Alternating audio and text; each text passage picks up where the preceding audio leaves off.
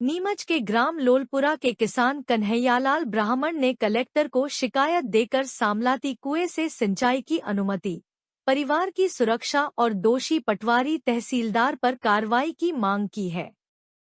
उन्होंने बताया कि उनकी भूमि की सिंचाई दर्ज कुओं से होती है, लेकिन इसी को लेकर परिजनों से विवाद चल रहा है। आरोप है कि तहसीलदार प्रेमशंकर पटेल और पटवारी महेंद्र सिंह आरोपी पक्ष को संरक्षण दे रहे हैं। 12 नवंबर 2025 को सिंचाई जाते समय आरोपियों ने पाइप तोड़ी, मोटर कुएं में फेंकी और कन्हैयालाल व उनके परिवार पर हमला किया, जिससे कई लोग घायल हुए।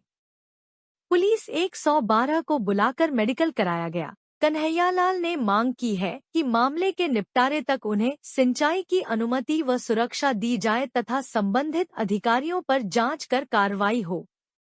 बताइए क्या मामला है, क्या समस्या लेकर आए हो? मैं गांव नवलपुरा से हूँ।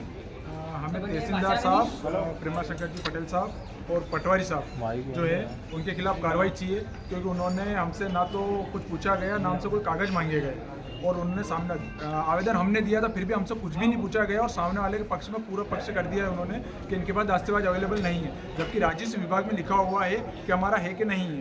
तो उन्होंने मतलब कुल मिला के या तो उनकी मिली भगत है या उनके मिलने वाले हैं, इसलिए उन्होंने एक पक्ष करा है। तो हमारी सरकार से ये निवेदन है कि उनके खिलाफ कार्रवाई करी जाए और जल्द से जल्द इसकी तुरंत कार्रवाई करी जाए और हमारा निराकरण करा जाए। उनकी